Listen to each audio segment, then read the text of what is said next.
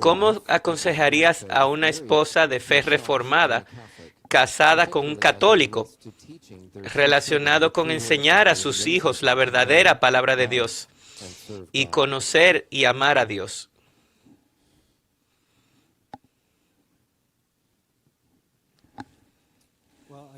Bueno, yo vivo en ese mundo.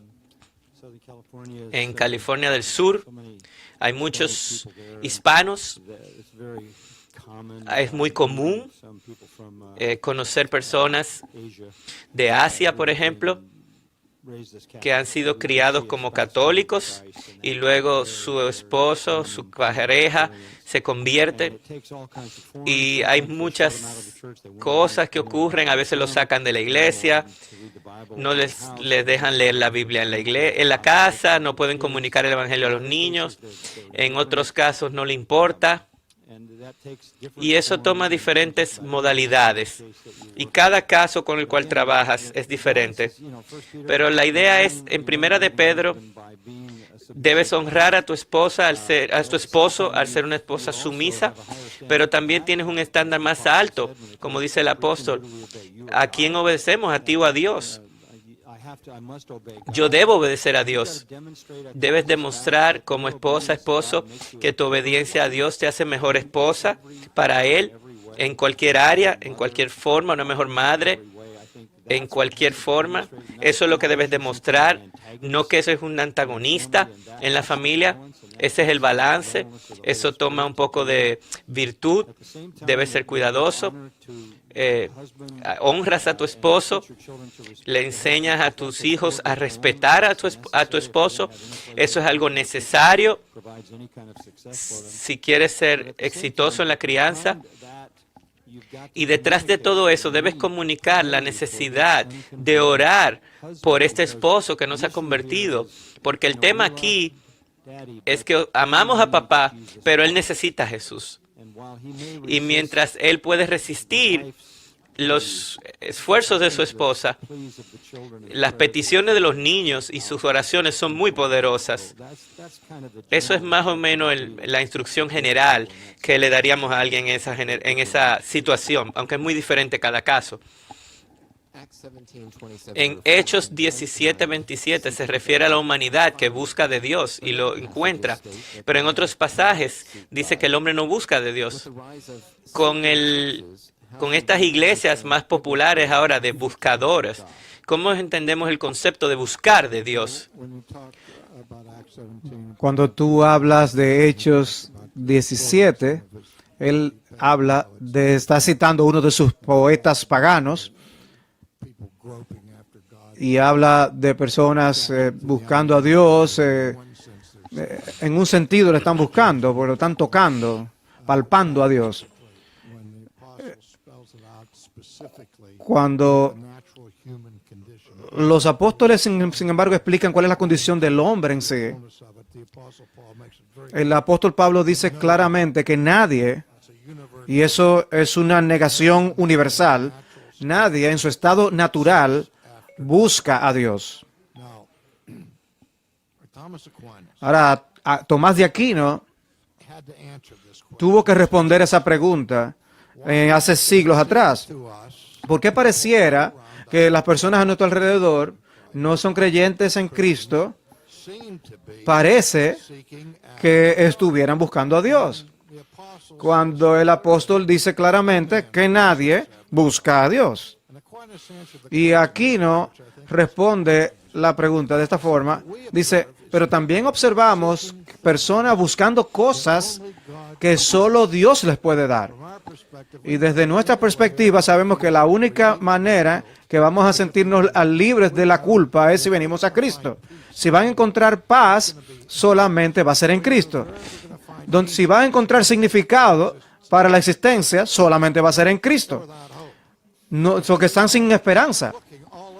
Están buscando por todo lugar, pero las cosas que solo Dios les puede dar, o sea, los beneficios que Dios da. Mientras que al mismo tiempo están huyendo con todas sus fuerzas de Él, del ser de Dios. De manera que Si quieres tener una iglesia que realmente sea sensible a los que buscan, que yo no sé lo que eso significa bíblicamente, es que tú organices una estructura de adoración en tu iglesia y tu programa para cristianos.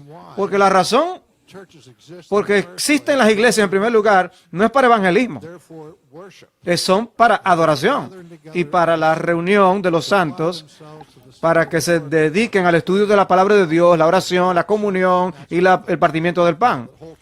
Ahora, toda la iglesia es responsable de hacer evangelismo, pero el propósito de la iglesia mismo, en términos de adoración, es en términos de adoración y de reunirse en el día del Señor. No es para hacer evangelismo. Yo uso evangelismo, yo hago evangelismo todo el tiempo, porque estoy consciente de que hay gente que está allí que no son creyentes. Y predico el evangelio a ellos. Pero si yo acomodo el programa para el incrédulo, eso es antitético a lo que enseña el Nuevo Testamento, lo que la palabra de Dios enseña. Todo ese movimiento de acomodarse a los que buscan supuestamente a Dios va en contra de lo que Dios manda y ordena. Hay iglesias que tratan de hacer la obra del Señor de una forma mundana y funciona en cuanto a que muchas personas van a venir, si tú haces que ellos se sientan cómodos y todo eso.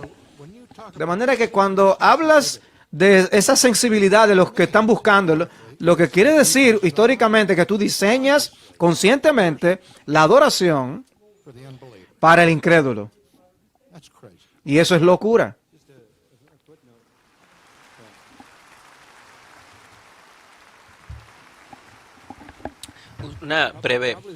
Un comentario. Una ilustración dramática de esto es el hecho de el libro de Hechos, donde nace la iglesia en Pentecostés. Se añaden miles de creyentes y se entregaron a la doctrina de los apóstoles, oración, comunión, y el Señor agregaba diariamente los que eran salvos. Ellos hacían milagros. De forma rápida sanaban personas y eso atraía a las personas, les llamaba la atención hacia la iglesia. Decía que es algo bueno, pero Dios puso un freno a eso. Él mismo paró a los no creyentes de entrar a la producción de milagros y Él mató a 2 personas en la ofrenda. Literalmente mató públicamente a Ananías y Zafira. Ellos, esa mañana, ellos murieron porque mintieron al Espíritu Santo sobre el dinero que habían ganado con la venta del terreno. Y 3 horas más tarde, cuando llega su esposa, yo tengo cierta ambivalencia, me gusta un iglesia de 3 horas, pero yo no sabía qué estaban haciendo por 3 horas. Pero bueno, cuando ella llega, los jóvenes entran de haber enterrado al esposo y la entierran a ella. Y dicen Hechos 5 que nadie más se unió a ellos.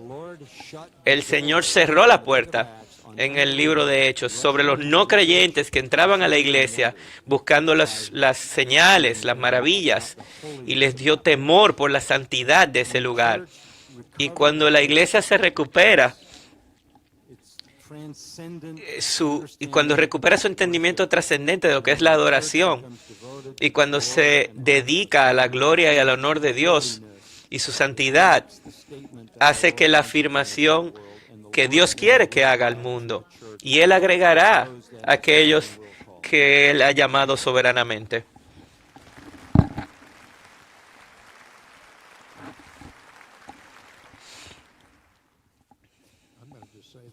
Solamente voy a añadir que ese es mi tema de mi último mensaje el sábado sobre la meta de la reforma, el propósito de la reforma. Así que no me debo ni molestar. Tú quizás puedas predicarlo tú, eso. Me alegra de que estamos de acuerdo, de hecho.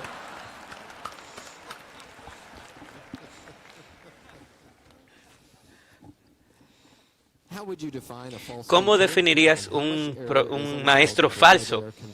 ¿Y qué tantos errores se permiten antes de ser considerados falsos? Va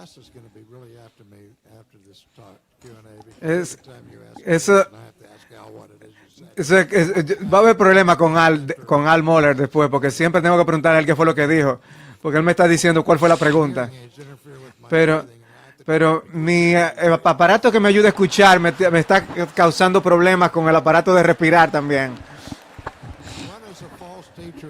¿Cuándo un falso maestro es falso maestro? ¿Es cuando enseña falsedad?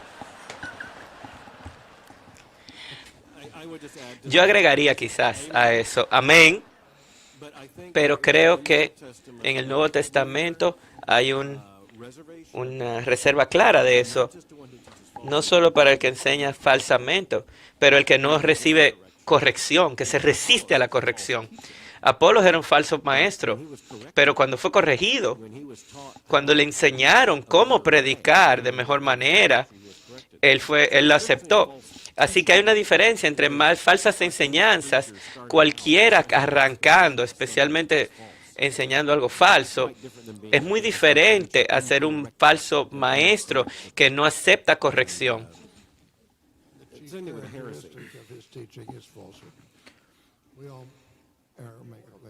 Todos cometemos errores. Calvino decía que no hay un teólogo que sea más que un 80% correcto. ¿Y cuál es ese otro 20%? Algunos de nosotros son 15%. Yo creo que nosotros lo que queremos decir es que hay cosas no negociables, verdades no negociables, que tú eres falso si las niegas.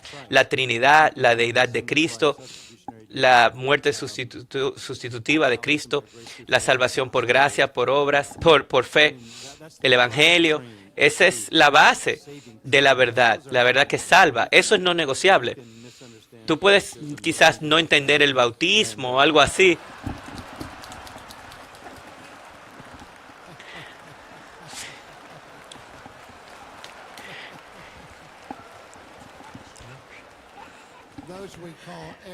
Eso llamamos errores, no herejías. Hay una diferencia entre lo que es un error y una herejía. Una herejía es algo que ataque el corazón mismo del Evangelio.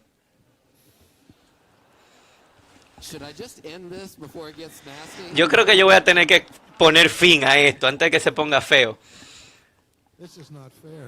Eso no es justo. Esto me sobrepasan en número a mí. Es difícil ser un verdadero maestro.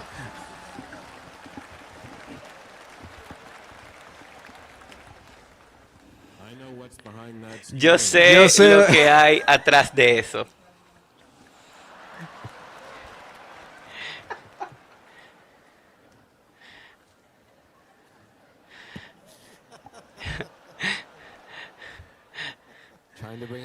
Voy tratando de mantener el control acá.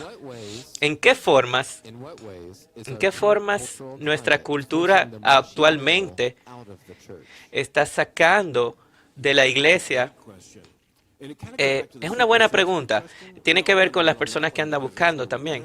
En eso es que vivimos. Una de las cosas interesantes que vemos es que no hay muchas iglesias nuevas de buscadores. Eso tenía que ver con una cultura donde las personas le decían a los no creyentes, mira, tú puedes recibir un poco de credibilidad social por venir acá, te vamos a agregar algo de valor.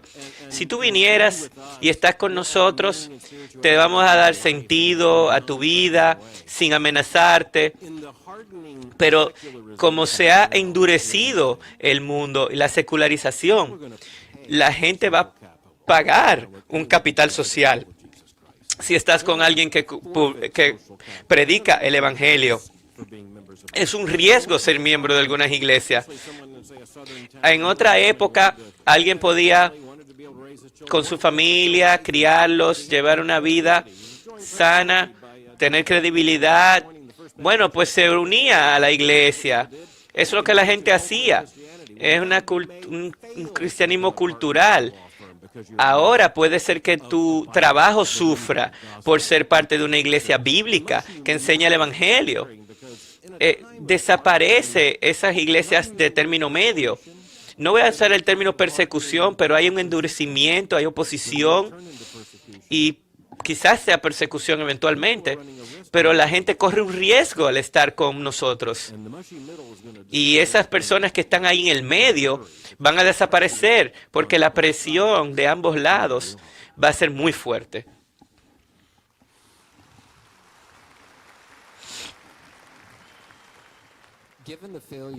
En vista de la falla de algunos movimientos ecuménicos, ¿qué puede hacer la Iglesia para promover la unidad sin comprometer el mensaje y la doctrina? Yo creo que eso regresa a lo que dijo el doctor MacArthur. Hay un terreno común en creer la Trinidad, la deidad de Cristo, su nacimiento virginal, la vida sin pecado de Jesús, la resurrección corporal, el entronamiento en el celestial, la eternalidad del cielo y el infierno. Si tú no puedes estar de acuerdo con esto, ciertamente estás fuera de la fe, no estás dentro, estás fuera de la fe. Y en una verdadera catolicidad podemos tener acuerdo en estas verdades del Evangelio, diferentes cosas por las que estaríamos dispuestos a morir. Si no estamos dispuestos a morir por esas cosas, entonces hay preguntas de si realmente tú crees estas cosas, de si son realmente esenciales. Todo en la Biblia es importante y todo en la Biblia es cierto. Sin embargo, hay cosas que se elevan a un nivel más alto de importancia. Y cada de ciertos digo, o cuando Pablo dice, yo le dice, te doy una declaración fiel, eso es de alta importancia. Creo que podemos unirnos como creyentes en Cristo, pero si no puedes afirmar estas cosas, es lo que el doctor MacArthur va a predicar hoy, Gálatas 1 y la maldición de Dios. La maldición de Dios estaría sobre ti. Ahí es donde nosotros podemos estar unidos en estos esenciales del cristianismo. Son cosas no negociables y no podemos ceder una pulgada en eso. De forma absoluta, claro. Si sigues la historia de la Iglesia y esos momentos como el concilio de Nicea, ellos nos dijeron, aquí cristología, aquí es buena cristología, mala cristología. Ellos dijeron, aquí está el cristianismo y esto es anatema, el resto. Eso debe ser herejía. Si lo sigues, quiero agregar algo. Cuando llegas a la Reforma, también aprendemos que tenemos que poner la justificación solo por fe en esa categoría, sin la afirmación que Lutero decía, por lo que le hace caer a la Iglesia es sin la justificación por fe. Sin la justificación por fe no hay cristianismo, no hay evangelio. Creo que la pregunta es sobre ¿qué significa ser reformado? La primera pregunta fue sobre qué significa ser reformado. Todo el que es reformado, primero es católico, en el sentido de que abrazamos las verdades ecuménicas de los concilios ecuménicos, de manera que todos compartimos esas mismas estructuras básicas del cristianismo. Luego nos movemos al siglo XVI y el surgimiento del concepto del evangelicalismo, y eso nos lleva al evangelio o el evangel y la doctrina de la justificación solamente por la fe. Así que el reformado es evangélico, todo el que es evangélico también es católico. Pero en el momento de la reforma había diferentes variedades. Luteranos, los que estaban en Suiza, presbiterianos en Inglaterra y todas aquellas ramas del protestantismo. Pero aunque tenían diferencias entre ellos, tenían ciertas creenciales, verdades católicas, y había dos declaraciones y afirmaciones primarias en las que todos los evangélicos estaban de acuerdo, la justificación por la fe, sola fide, y dos, la absoluta autoridad de la Escritura, sola Escritura. Y solamente es en décadas recientes que ese consenso entre los evangélicos ha colapsado. Ya no puedes asumir que porque alguien es evangélico cree en la justificación por la fe o que cree en la sola Escritura. Pero cuando tú vas más allá, al término dentro del evangelicalismo y lo del catolicismo, entonces tú tienes que especificar las distinciones, los distintivos de la verdad reformada, porque hay muchas más cosas allá. Cosas como la que tú mencionaste, la doctrina de la gracia, etcétera, etcétera. Donde yo creo que las personas se confunden es en Juan 17, la oración, de que ellos sean uno. Piensan que eso no ha sido respondido. Esa respuesta a esa oración fue respondida en la unidad del cuerpo de Cristo, de que todos los creyentes son uno. Es lo mismo que... Eso es algo que ya ocurrió, es una realidad. Somos uno, somos el cuerpo de Cristo. Esa oración fue respondida. Eso es diferente a cómo los cristianos se llevan los unos con el otro. Filipenses 2, tienen que entenderse, no hacer sus propias cosas, no considerarse mejor que nadie. Eso es otro tema. No hay nada en la Biblia que asuma que el verdadero creyente se va a llevar bien con un creyente falso. Eso no va a ocurrir. La verdadera iglesia es una en Cristo y debemos hacer una mejor labor de amarnos unos a los otros, pero nunca vamos a ser uno con aquellos que tienen un cristianismo falso.